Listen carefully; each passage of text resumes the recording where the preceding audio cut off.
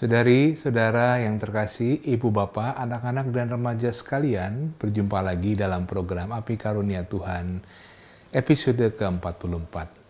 Kita kembali akan merenungkan surat Rasul Paulus pada jemaat di Kolose.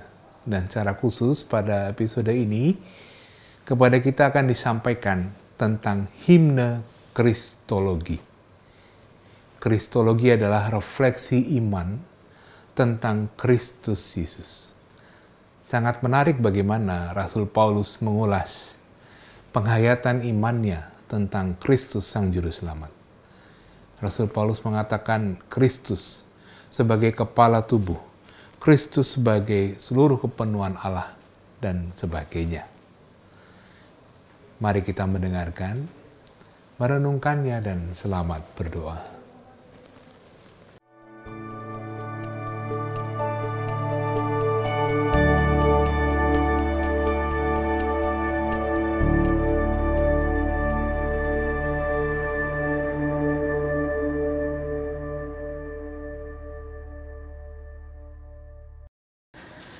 Saudari-saudara terkasih, percakapan kita yang terakhir sudah mulai masuk ke surat Paulus kepada jemaat di Kolose. Kita sudah mulai dengan pengantar-pengantar, misalnya informasi bahwa Paulus sendiri tidak pernah tinggal di Kolose atau berkunjung ke tempat itu. Dia mendengar mengenai jemaat di Kolose ini dari orang lain yang namanya Epafras, yang adalah salah satu kawan sekerja Paulus. Ada macam-macam informasi.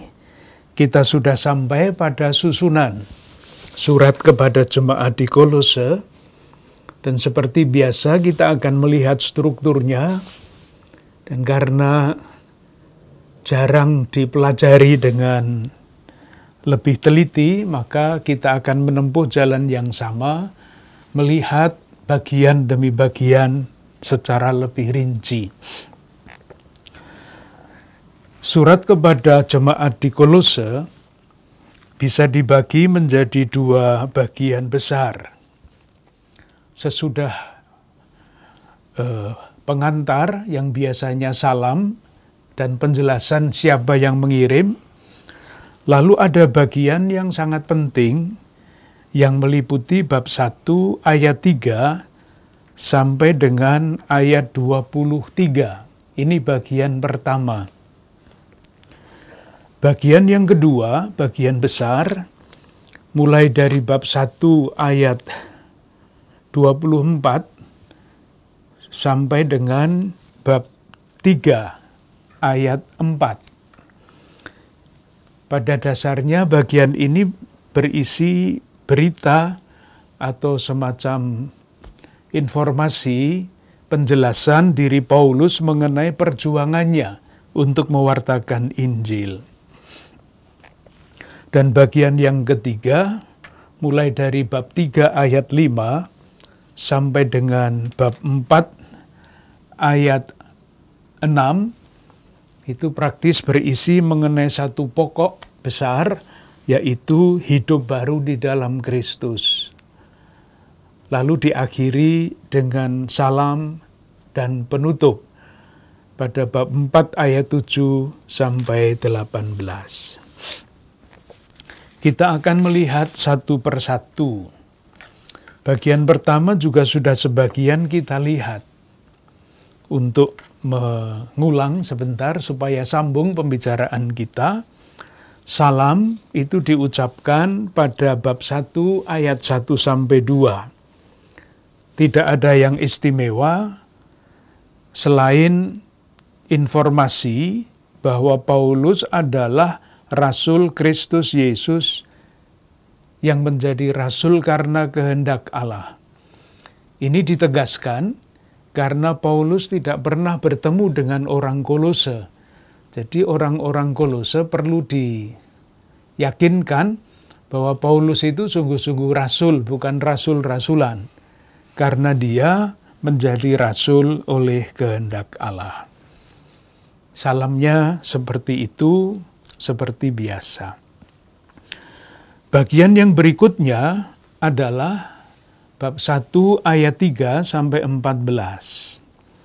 Isinya adalah syukur dan doa. Mengapa Paulus bersyukur? Jadi rupa-rupanya syukur ini menjadi salah satu ciri watak dari Rasul Paulus pribadi dan ingin ditularkan menjadi watak jemaat, menjadi watak Kristiani. Bukan sekedar basa-basi, sekedar jenis sastra, harus ada syukurnya. Tetapi watak dasar karena apa? Karena kesadaran bahwa segala sesuatu adalah anugerah Allah. Ketika semua orang sadar, ketika seseorang sadar bahwa semua yang ada dalam dirinya itu adalah anugerah, bukan milik dia, maka tidak ada lain kecuali ucapan syukur. Dan di Keuskupan Agung Jakarta masih ditambah, tiada syukur tanpa peduli, tiada syukur tanpa berbagi. Syukur itu ada pada bab 1 ayat 3 sampai dengan 8. Alasannya 2, yaitu karena iman mereka, kasih mereka, dan harapan mereka. 3 kata kunci itu, iman, harapan, dan kasih. Ayat 4 dan ayat 5. Disusul dengan doa untuk jemaat. Bab 1 ayat 9 sampai dengan 14. Isinya sangat logis. Mungkin bagus kalau kita ikuti di dalam struktur doa-doa pribadi kita juga. Biasanya kalau berdoa kan langsung ujub. Dalam doa Paulus ada langkah-langkahnya. Langkah yang pertama adalah mohon hikmat dan pengertian tentang kehendak Allah. Itu yang pertama-tama muncul. Nanti doanya ujub-ujubnya menyesuaikan. Karena kalau langsung tembak ujubnya ini belum tentu itu berkaitan dengan hikmat dan pengertian tentang kehendak Allah. Itu dikatakan pada ayat 9. Sebab itu, sejak waktu kami mendengarnya, kami tiada henti berdoa untuk kamu. Nah sekarang, kami meminta supaya kamu menerima segala hikmat dan pengertian yang benar untuk mengetahui kehendak Tuhan dengan sempurna. Ini bagian pertama dari doa, baru kemudian ada lanjutannya, yaitu konsekuensi dari pengertian yang benar akan kehendak Allah itu apa?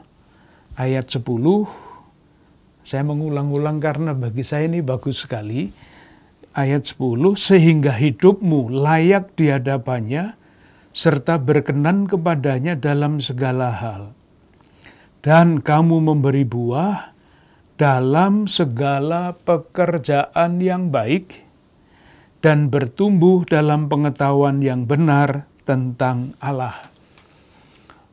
Ada dinamika tersembunyi di balik kalimat pendek itu, perbuatan baik, 1, dan yang kedua adalah pengetahuan benar tentang Allah. Dinamika ini berkembang terus, tidak selesai. Ketika kita bertumbuh di dalam perbuatan-perbuatan baik, dengan sendirinya kita akan semakin masuk di dalam pengetahuan yang benar tentang Allah. Dan ketika kita semakin masuk ke dalam pengertian yang benar akan Allah, dengan sendirinya buahnya adalah bertumbuhnya perbuatan-perbuatan baik. Itulah yang sering diungkapkan dengan kata-kata yang mentereng, aksi kontemplasi atau mistik politik. Mistik artinya pengalaman akan Allah, pengetahuan akan Allah yang benar, dan politik itu bukan berarti rebutan jabatan presiden, bukan. Politik itu artinya berbuat baik untuk kebaikan bersama. Itu politik. Sama dengan aksi dan kontemplasi. Kontemplasi semakin dalam pengenalan akan Allah dan kemudian berbuah pada aksi. Buah dari dinamika itu disebut pada ayat 11. Dan dikuatkan dengan segala kekuatan oleh kuasa kemuliaannya untuk menanggung segala sesuatu dengan tekun dan sabar. Dan semuanya itu, ayat 12, mengucap syukur dengan sukacita. Itulah hidup yang penuh dengan syukur dan sukacita. Tidak tiba-tiba buah itu muncul, enggak. Tetapi ada prosesnya tadi itu. Didoakan untuk mengenal kehendak Allah yang benar, bertumbuh di dalam perbuatan baik, dan dinamika-dinamika itu yang tidak akan pernah selesai, berbuah pada sukacita dan syukur. Karena apa? Karena ikut menjadi bagian di dalam kerajaan terang. Yang terakhir pembicaraan kita sampai di situ. Sekarang kita lanjutkan dengan bab 1 ayat 14 sampai dengan 23. Bab 1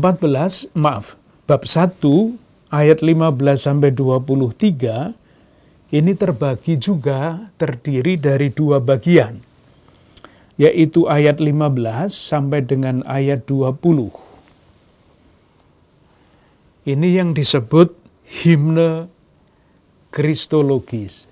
Jadi ini sebetulnya nyanyian, himne. Lalu ayat 21 sampai dengan ayat 23 itu konsekuensi dari himne itu. Tidak mudah untuk memahami bagian ini. Saya coba untuk menjelaskan. Himne ini kita mulai dulu dari ayat 15 sampai dengan ayat 20. Himne ini menjelaskan siapa yang disebut Dia pada ayat 14. Jadi ayat 13-14 bab 1 itu berbunyi begini. Ia telah melepaskan kita dari kuasa kegelapan dan memindahkan kita ke dalam kerajaan anaknya yang kekasih. Di dalam Dia, di dalam Dia kita memiliki penebusan kita, yaitu pengampunan dosa. Pertanyaannya adalah siapa Dia itu? Jelas, Dia itu adalah Kristus. Tetapi di dalam permenungan iman Rasul Paulus atau pengarang surat ini, gambaran tentang Dia, tentang Kristus itu dijelaskan. Sekali lagi tidak di dalam uraian kuliah, tetapi dengan mengutip suatu himne yang dipengaruhi dengan latar belakang Perjanjian Lama. Kalau masuk ke sana nanti terlalu ruwet. Nanti akan ditunjukkan beberapa ayat saja. Tapi himne ini rupa-rupanya gubahan yang dilakukan oleh penulis surat ini untuk menjelaskan siapa Yesus Kristus itu. Nah, ada beberapa sebutan siapa Yesus Kristus itu. Yang pertama, ayat 15. Yesus Kristus itu disebut dengan istilah gambar Allah. Apa itu maksudnya gambar Allah? Yaitu kita tidak akan paham sebutan Yesus Kristus sebagai gambar Allah kalau kita tidak minta bantuan Perjanjian Lama. Jadi kidung ini dipengaruhi oleh yang disebut aliran kebijaksanaan, sastra kebijaksanaan. Dan di dalam Perjanjian Lama kita berjumpa dengan sastra kebijaksanaan, aliran kebijaksanaan itu. Untuk menjelaskan Yesus gambar Allah, kita bisa mengutip kitab kebijaksanaan Salomo. Bab 7, ayat 26.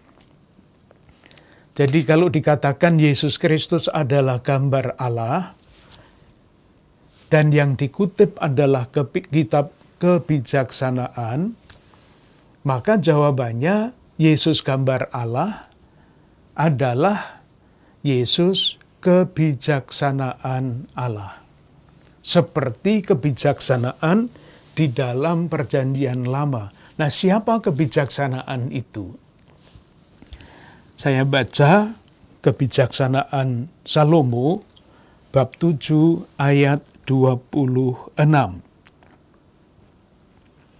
Karena kebijaksanaan merupakan pantulan cahaya kekal. Pantulan cahaya kekal dan cermin tak bernoda dari kegiatan Allah dan gambar kebaikannya. Jadi ada kata gambar di situ. Kebijaksanaan adalah gambar kebaikan Allah. Cermin tak bernoda dari kegiatan Allah. Pantulan cahaya kekal. Silahkan nanti kalau ada kesempatan membaca kitab kebijaksanaan Salomo bab 7 ayat 26 itu dan merasa-rasakan. Jadi mengendapkan, merasakan kata-kata yang dipakai itu supaya masuk ke dalam batin, akan lebih mudah membayangkan siapa Yesus gambar Allah itu. Nah, kebijaksanaan ini mempunyai peran di dalam penciptaan. Sebetulnya juga bisa dipelajari Injil Yohanes bab 1 ayat 1 sampai 18. Tetapi nanti tambah ruwet. Kita hindari saja yang ruwet-ruwet itu. Saya kutip kitab Amsal bab 8 ayat 22 sampai dengan ayat 26.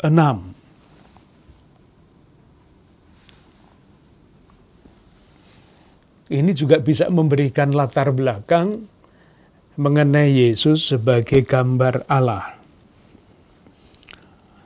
Tuhan telah menciptakan aku sebagai permulaan pekerjaannya, sebagai perbuatannya yang pertama-tama dahulu kala.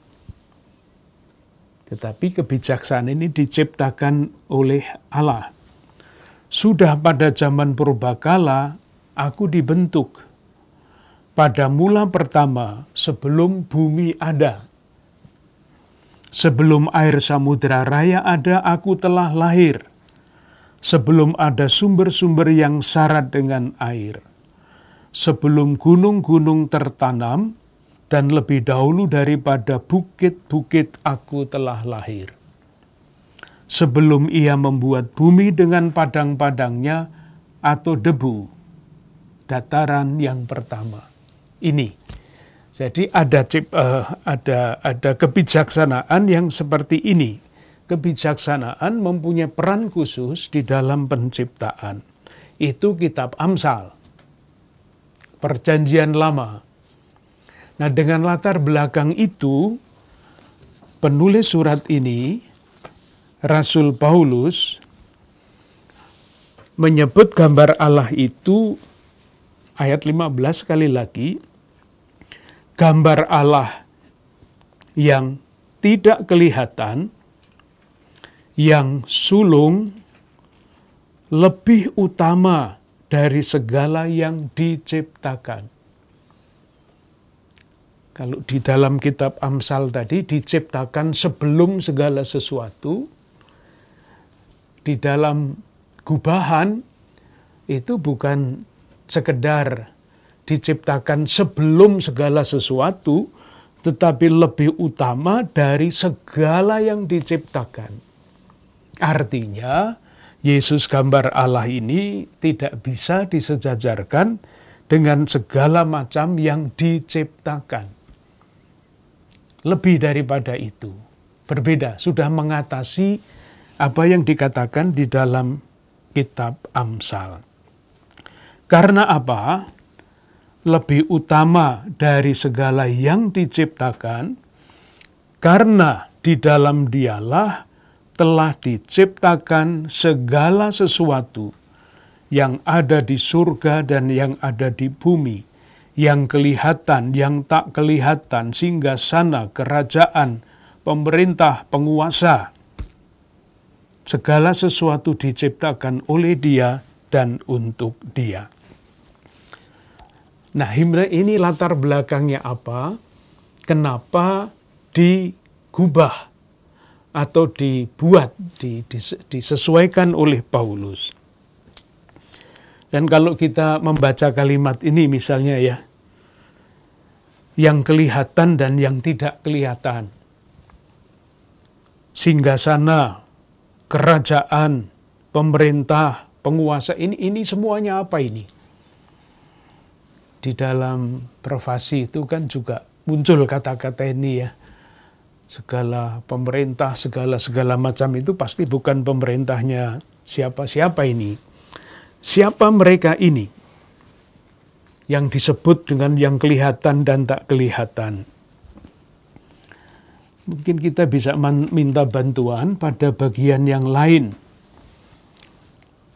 Bab 2 ayat 8. Untuk menjelaskan siapa-siapa ini. Hati-hatilah, bab 2 ayat 8. Jangan ada yang menawan kamu dengan filsafatnya yang kosong dan palsu menurut ajaran turun-temurun dan roh-roh dunia. Itu. Jadi istilah-istilah seperti itu rupa-rupanya muncul dari filsafat yang kosong dan palsu. Itu semuanya ciptaan. Jadi agama-agama yang spekulasinya kreatif itu memunculkan macam-macam makhluk, entah di dunia, entah di surga, entah di mana, spekulasi semua. Dan mereka percaya bahwa makhluk-makhluk ciptaan yang namanya tidak jelas, pemerintah, kerajaan, penguasa itu ikut menentukan sejarah manusia, sejarah dunia. Nah, kacau kan kalau hidup manusia ditentukan oleh segala macam unsur itu. Nah, semua unsur itu, bab 2 ayat 15, ia telah melucuti pemerintah-pemerintah dan penguasa-penguasa, dan menjadikan mereka tontonan umum dalam kemenangannya atas mereka. Jadi yang mau dikatakan adalah segala macam spekulasi mengenai macam-macam daya yang menguasai hidup manusia itu sudah semua ditaklukkan oleh Kristus. Jadi tidak usah percaya lagi kepada hal-hal yang seperti itu. Bisa membayangkan ya kalau hidup kita ditentukan oleh macam-macam spekulasi, roh jahat kah, apalagi itu hanya menimbulkan kecemasan dan tidak berarti apa-apa. Karena Kristus menurut surat ini sudah melucuti semua kekuatan itu. Dan semuanya ditaklukkan pada Dia. Jadi untuk memahami Yesus gambar Allah, tadi ada kitab Kebijaksanaan Salomo bab 7 ayat 26, lalu peranannya dalam penciptaan, bab 8 kitab Amsal ayat 22-26, dengan konsekuensi itu, Yesus Kristus telah segala sesuatu diciptakan di dalam Dia, dan untuk Dia, maka segala macam kekuatan yang lain sudah dilucuti, diletakkan di bawah kuasa Kristus. Masih ada yang ketiga, yaitu apa? Kembali kepada kitab Perjanjian Lama, kitab Amsal bab 8 ayat 31 sampai 36. Amsal bab 8 ayat 31 sampai 36. Nah, yang namanya kebijaksanaan itu membawa orang kepada hidup. Poinnya itu. Jadi berperan di dalam penciptaan dan membawa orang kepada hidup. Ayat 31. Aku bermain-main di atas muka buminya, dan anak-anak manusia menjadi kesenanganku. Oleh sebab itu, hai anak-anak, dengarkanlah aku, karena berbahagialah mereka yang memelihara jalan-jalanku. Dengarkanlah didikan, maka kamu menjadi bijak, janganlah mengabaikannya. Berbahagialah orang yang mendengarkan aku, yang setiap hari menunggu pada pintuku, yang menjaga tiang pintu gerbangku. Karena, nah ini, sang kebijaksanaan, sang gambar Allah itu, karena siapa mendapatkan aku, mendapatkan hidup, dan Tuhan berkenan akan dia. Tetapi siapa tidak mendapatkan aku, merugikan dirinya. Dan selanjutnya. Itulah gambar Allah. Nah, gagasan itu kita temukan di dalam surat kepada jemaat di Kolose tadi, pada ayat 20 dan 21. 20 dulu. Dan oleh dialah ia memperdamaikan segala sesuatu dengan dirinya, baik yang ada di bumi maupun yang ada di surga, sesudah ia mengadakan pendamaian oleh darah salib Kristus. Jadi, kalau di dalam kitab Amsal bab 8 ayat 35, karena kebijaksanaan itu membawa kepada hidup, Kristus, sang gambar Allah itu, membawa pendamaian yang namanya kata lain dari penebusan, hidup, dan sebagainya, melalui darah yang dicurahkan di kayu salib. Jadi seluruh dunia, ciptaan, kelihatan tidak kelihatan, di surga, di bumi, di bawah bumi, semuanya diperdamaikan dengan Allah oleh darah Kristus di salib. Seluruh bumi, di atas, di tengah, di bawah, utuh. Nah, lalu ayat 21 itu mulai dengan kata juga kamu. Jadi kalau seluruh dunia, surga, bumi, bawah bumi, diperdamaikan, dibawa kepada hidup oleh Kristus, jemaat di Kolose juga mempunyai pengalaman yang sama. Itulah yang ditegaskan pada bab 1 ayat 21. Juga kamu. Itu mengenai Kristus gambar Allah. Moga-moga jelas. Sebutan ini tidak bisa dipahami kalau kita tidak lari kepada Perjanjian Lama, khususnya kitab-kitab kebijaksanaan.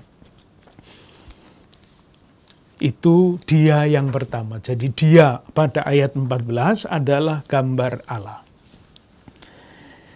Yang kedua, siapa lagi dia itu? Ayat 18. Ialah kepala tubuh, yaitu jemaat. Yesus adalah kepala tubuh. Apa maksudnya? Di sini ada perbedaan yang mencolok yang khas di dalam surat kepada jemaat di Kolose ini, dan nanti akan kita temukan halnya yang sama di dalam surat kepada jemaat di Efesus. Perbedaannya apa? Bahwa Yesus adalah kepala tubuh, itu adalah gagasan Paulus yang biasa. Terdapat misalnya di mana ya? Di dalam surat kepada orang Roma bab 12. Surat kepada orang Roma bab 12. Di dalam bagian itu dikatakan bahwa Kristus adalah kepala jemaat. Tubuh adalah jemaat. Demikian juga 1 Korintus bab 12. Nah, di dalam surat kepada orang Kolose, Kristus itu bukan hanya kepala jemaat. Bukan hanya. Ini ada masalah tafsir, masalah teks yang ruwet. Saya menghindar dari masalah itu. Kita ambil yang tafsiran yang biasa saja. Ada tafsiran macam-macam, tetapi kita ambil yang biasa. Karena Kristus adalah gambar Allah yang menguasai segala ciptaan, sebelum Kristus itu kepala gereja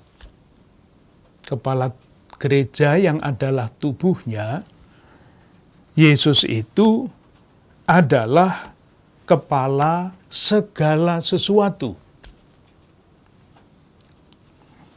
Itulah yang dikatakan pada ayat 16 sampai 17. Tadi sudah kita baca. Ia ada terlebih dahulu dan sebagainya dari segala sesuatu, dan segala sesuatu ada di dalam Dia. Jadi kata segala sesuatu ada di dalam Dia, ini harus menjelaskan ayat 18. Ialah kepala tubuh. Jadi tubuhnya siapa? Tubuhnya adalah segala sesuatu itu. Jagat raya. Bukan hanya jemaat. Jadi Kristus kepala tubuh, kepala segala sesuatu, berkuasa atas segala sesuatu. Nah, moga-moga tidak membingungkan ya kalau saya katakan begini. Kata jemaat ialah kepala tubuh, yaitu jemaat. Itu adalah penjelasan yang mungkin ditambahkan supaya sesuai dengan yang ditulis di dalam surat kepada orang Roma atau 1 Korintus.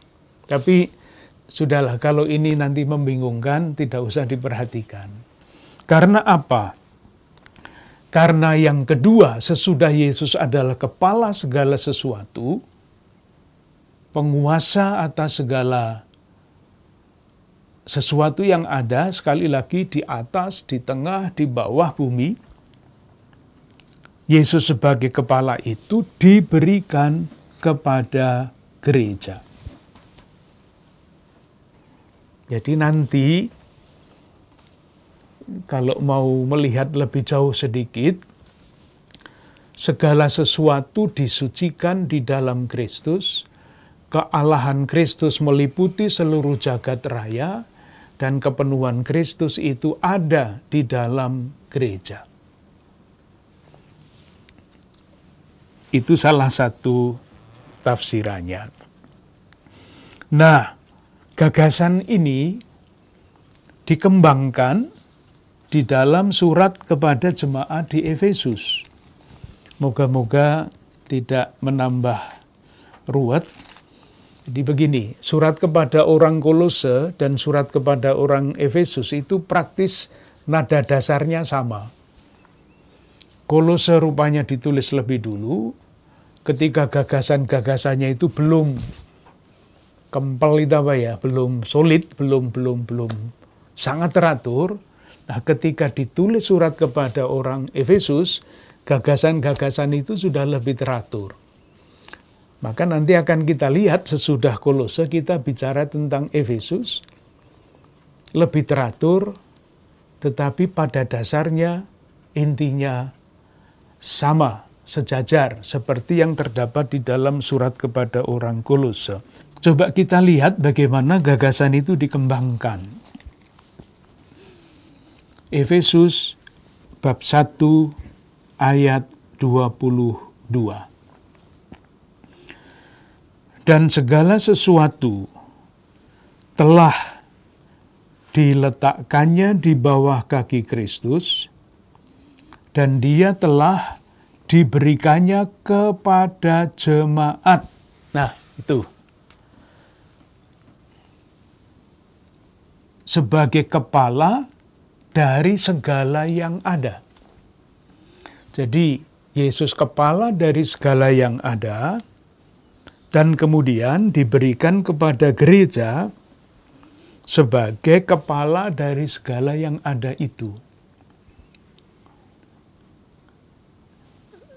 Mungkin kalau dirumuskan di dalam bahasa gereja sekarang, karya keselamatan Allah itu meliputi seluruh dunia, universal, menjadi nyata di dalam gereja.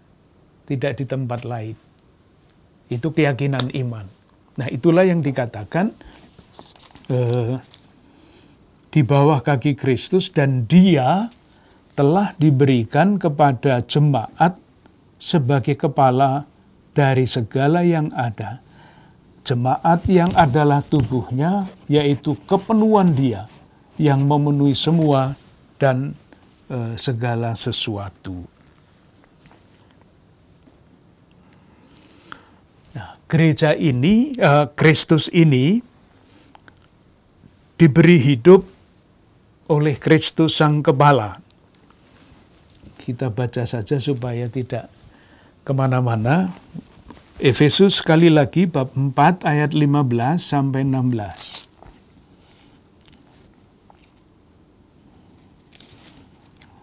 Ayat 15 sampai 16. Tetapi dengan teguh berpegang kepada kebenaran, di dalam kasih kita bertumbuh di dalam segala hal ke arah Dia, Kristus yang adalah kepala. Daripadanya lah seluruh tubuh yang rapih tersusun dan diikat menjadi satu oleh pelayanan semua bagiannya, sesuai dengan kadar pekerjaan tiap-tiap anggota, menerima pertumbuhannya dan membangun dirinya di dalam kasih. Kristus yang diberikan kepada gereja itu adalah arah bertumbuhnya gereja dan arah bertumbuhnya segala sesuatu yang ada di bumi dan ada di surga, di atas, di bawah bumi. Itu yang kedua. Jadi yang pertama, Yesus Kristus itu gambar Allah. Yang kedua, Yesus Kristus itu adalah kepala tubuh dengan dua pengertian tadi. Yang satu biasa, seperti di dalam surat-surat Paulus yang lain. Yang kedua, itu khas surat ini. Surat kepada orang Kolose dan Efese. Yesus Kristus kepala tubuh, tubuhnya adalah segala sesuatu, jagat raya ini. Yang ketiga kembali kepada Kolose bab 1 ayat 19. Karena seluruh kepenuhan Allah berkenan diam di dalam Dia. Seluruh kepenuhan Allah berkenan diam di dalam Dia. Ini maksudnya apa? Kita bisa minta bantuan kepada ayat yang lain, yaitu surat yang sama bab 2 ayat 9. Sebab dalam Dialah berdiam secara jasmaniah seluruh kepenuhan kealahan, dan kamu telah dipenuhi di dalam Dia. Dialah kepala semua pemerintah dan penguasa. Itu lagi, kepala semua pemerintah dan penguasa, seluruh jagat raya. Nah, apa maksudnya? Ialah kepenuhan Allah, ini istilah yang sangat khas, kepenuhan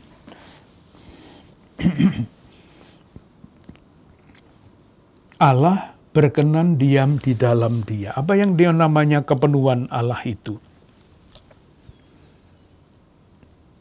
Yang dimaksud adalah ini.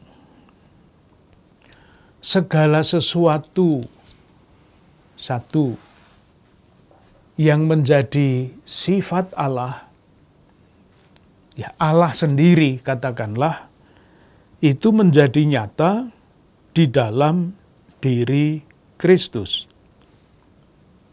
Jadi kalau kita mau bertanya seperti apakah Allah itu, ya lihat Kristus, Allah tidak kelihatan. Sementara kealahan itu secara jasmaniah. Sekali lagi bab 2 ayat 9, sebab dalam Dia berdiam secara jasmaniah seluruh kepenuhan kealahan. Jadi bukan hanya kehendak Allah, bukan hanya ciri-ciri atau sifat-sifat Allah, tetapi seluruh kepenuhan kealahan secara jasmaniah ada di dalam Kristus. Dengan demikian mau dikatakan perwahyuan Allah yang sempurna itu hanya terdapat di dalam Yesus Kristus. Tidak tahu saya apakah ini bisa dipahami apa tidak. Mungkin kita mencari bantuan sedikit dari kitab Mazmur. Mazmur 68, misalnya ayat 17. Mazmur 68 ayat 17. Ini mengenai Allah yang tinggal di Gunung Sion. Bab 16, Mazmur 68 ayat 17. Hai gunung-gunung yang berpuncak banyak, mengapa engkau menjeling cemburu kepada gunung yang dikehendaki Allah menjadi tempat kedudukannya? Sesungguhnya Tuhan akan diam di sana untuk seterusnya. Jadi ada sekian banyak pegunungan, tetapi Tuhan Allah memilih diam di Gunung Sion.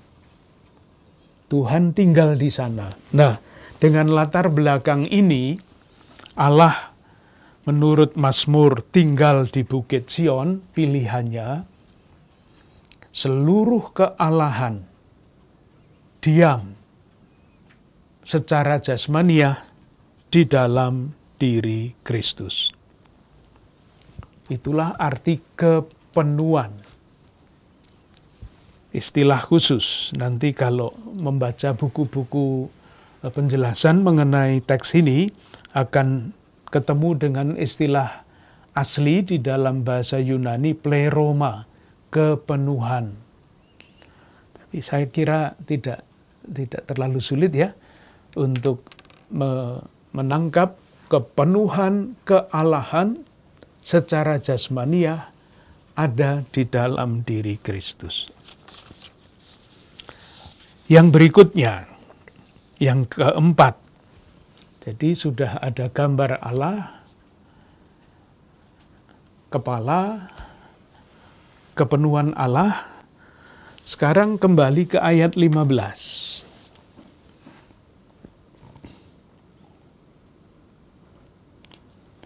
Ia adalah gambar Allah yang tidak kelihatan, yang sulung. Nah, kalau sulung itu kan ada adik-adiknya ya. Tentu ini adalah kiasan. Di dalam, ya kembali lagi, kalau kita membaca istilah-istilah di dalam Perjanjian Baru, penjelasannya tidak dicari di dalam Kamus Besar Bahasa Indonesia saja, tetapi harus dicari di dalam Perjanjian Lama. Jadi misalnya, kalau kata sulung itu dicari di dalam kitab Keluaran, bab 13, ayat 11 sampai 16. Di dalam teks itu sulung tidak berarti nomor 1, lalu ada nomor 2, nomor 3, nomor 4, tidak ada. Sulung berarti yang utama, yang dikuduskan. Atau kalau mencari dalam kitab Amsal lagi, bab 8 ayat 22, sulung itu berarti mempunyai peranan khusus yang lain daripada yang lain. Itu saja. Jadi saya kira kalau kita sudah paham bahwa Yesus Kristus adalah gambar Allah, lalu tadi kita bicara juga mengenai kepala dan sebagainya, lalu jelas yang sulung itu tidak dilepaskan dari itu semua. Tetapi sejalan dengan sebutan Yesus sebagai gambar Allah, yang sulung, kepala, supaya tidak dipisah-pisahkan. Tidak mungkin istilah-istilah itu berlawanan satu sama lain, tidak mungkin. Jadi searah. Bagian yang berikutnya adalah ayat 21 sampai dengan 23. Tadi sudah dikatakan beberapa kali, ayat 15 sampai dengan ayat 20, itu adalah peranan Kristus untuk seluruh alam ciptaan. Jadi peranan universal, bukan hanya universal dunia termasuk surga. Nah, mulai ayat 20 diterapkan pada orang-orang di Kolose. Ayat 21, juga kamu dahulu hidup jauh dari Allah dan yang memusuhinya dalam hati dan pikiran, seperti yang nyata dari perbuatan-perbuatanmu yang jahat. Dulu. Ayat 22 mulai dengan sekarang. Diperdamaikannya di dalam tubuh jasmani Kristus oleh kematiannya, untuk menempatkan kamu kudus dan tak bercela dan tak bercacat di hadapannya. Itu prinsip keselamatan. Keselamatan dunia, keselamatan jemaat di Kolose. Nah, kalau seperti itu, keadaan umat di Kolose, konsekuensinya apa? Konsekuensinya mulai dari ayat 23, yang mulai dengan kata sebab itu. Konsekuensi dari keadaan sekarang yang sudah berubah. Sebab itu, kamu harus bertekun dalam iman, tetap teguh dan tidak bergoncang. Jangan mau digeser oleh pengharapan Injil yang telah kamu dengar dan yang telah dikabarkan di seluruh alam. Jadi bukan hanya di seluruh dunia, dikatakan yang dikabarkan di seluruh alam di bawah langit. Dan yang aku ini Paulus telah menjadi pelayanannya. Jadi itu madah yang sangat indah, yang sangat padat makna. Kalau mau dibuat lagunya silahkan, indah sekali. Yang mampu membuat lagu. Tetapi intinya adalah pujian bagi kasih karunia Allah yang nyata di dalam Dia pada bab 1 ayat 14. Jadi bagian 1 berakhir di situ. Panjang, indah, sangat sangat penting untuk keyakinan iman kita. Sekarang bagian yang kedua, bab 1 ayat 24 sampai bab 3 ayat 4. Kita mulai dengan bagian yang pertama. Bagian ini dibagi menjadi beberapa bagian. Sekarang akan kita lihat yang bab 1 ayat 24 sampai bab 2 ayat 5. Kita lihat bagian itu. Silakan memperhatikan lagi akhir dari ayat 23.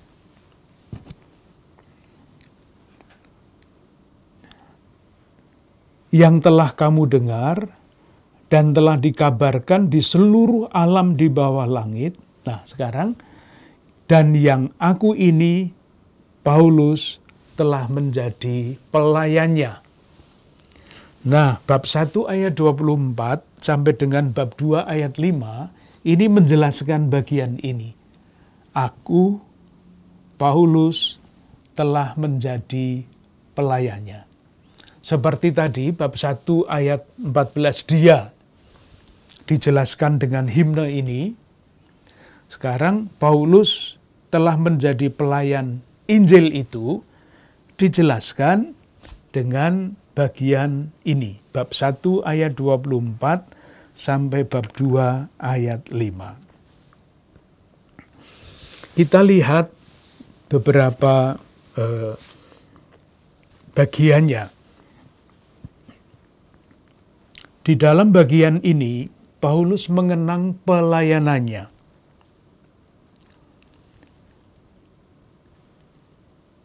Apa yang mewarnai, apa yang menjadi suasana hati Paulus ketika dia menjalankan pelayanan ini? Yang pertama, ia menjalankan pelayanan ini secara total, tidak setengah-setengah, secara utuh. Dari mana itu disimpulkan? Kita baca ayat 25 bab 1. Aku telah menjadi pelayan jemaat itu sesuai dengan tugas yang dipercayakan Allah kepadaku untuk meneruskan firman-Nya dengan sepenuhnya. Itu bisa berarti firman itu diteruskan sepenuhnya. Bisa juga berarti pelayanan yang dijalankan oleh Paulus itu sepenuhnya, tidak setengah-setengah hati. Ayat 29. Itulah yang kuusahakan dan kupergumulkan. Silakan merasakan kata yang dia pakai. Kupergumulkan dengan segala tenaga sesuai dengan kuasanya, yang bekerja dengan kuat di dalam aku. Bab 2 ayat 1. Karena aku mau supaya kamu tahu betapa beratnya perjuangan yang kulakukan untuk kamu dan untuk mereka yang di Laodikia dan untuk semuanya yang belum mengenal aku pribadi. Ini jelas sekali perjuangan itu sungguh besar. Nah, karena perjuangan itu begitu besar, maka tidak mengherankan kalau pergumulan perjuangan yang begitu besar itu bertabrakan dengan tantangan yang menyebabkan penderitaan Paulus. Tetapi karena inspirasi yang begitu kuat, penderitaan itu bukan apa-apa dibandingkan dengan sukacita yang dia peroleh karena mewartakan Injil itu. Bab 1 ayat 24.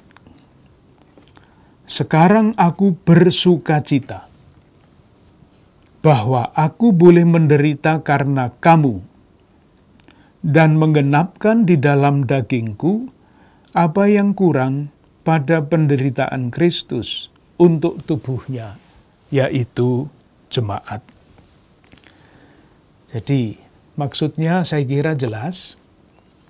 Paulus kendati tadi pada bab 2 ayat 1 mengatakan betapa beratnya perjuangan dan sebagainya, ia menemukan makna dari semuanya itu. Dan ketika dia menemukan makna dari semua perjuangan itu, dia merasakan sukacita. Nah, kalau dia adalah pelayan pewartaan, isi pewartaannya apa? Isi pewartaannya dikatakan pada ayat 26. Disebut dengan kata rahasia, misteri. Ini juga kata yang khas di dalam surat kepada orang Kolose dan Efesus. Misteri. Itulah yang dikidungkan di dalam Kidung Kristologi bab 1 ayat 15-20. Itulah misteri yang diwartakan oleh Paulus. Kata kunci di dalam surat kepada orang Kolose dan Efese.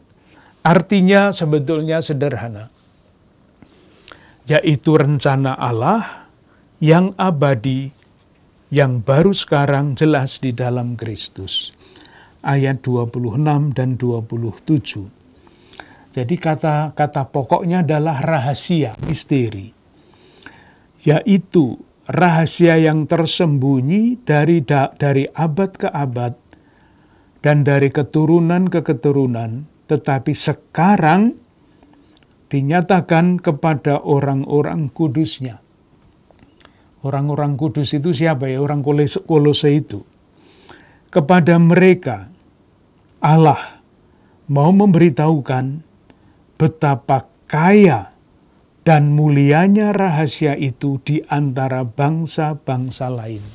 Ini misterinya.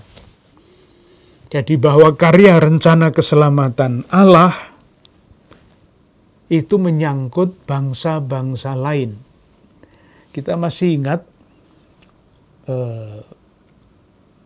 masalah besar yang kita temukan lewat surat-surat Santo Paulus yang sudah kita pelajari sampai sekarang.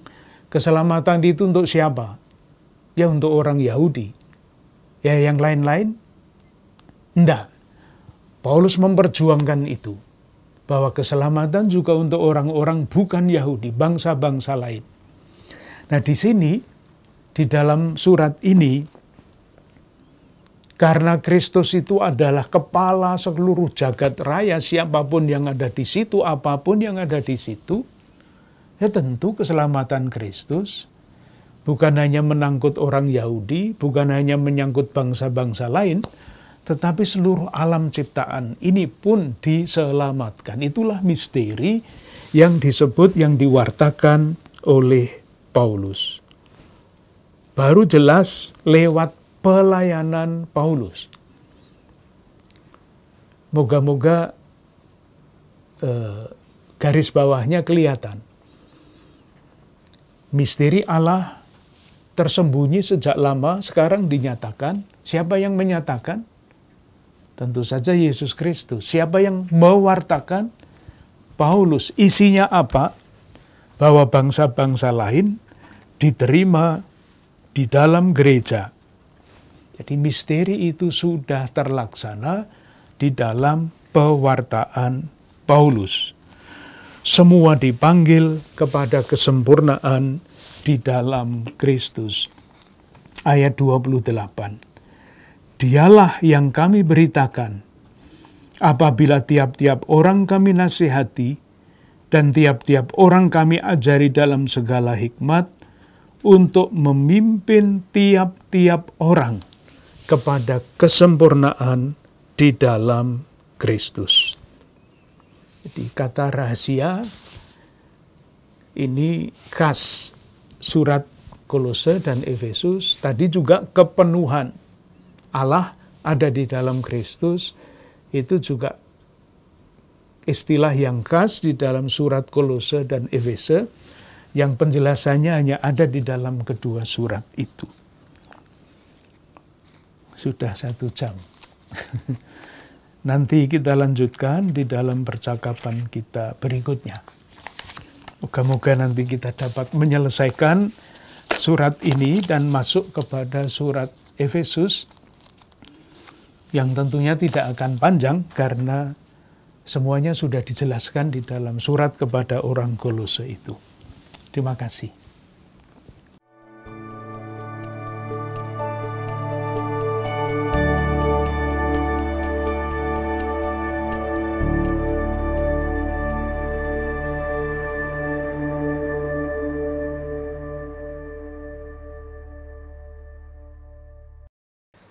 Saudari-saudara yang terkasih, kepada kita sudah disampaikan refleksi iman Rasul Paulus tentang Kristus Yesus.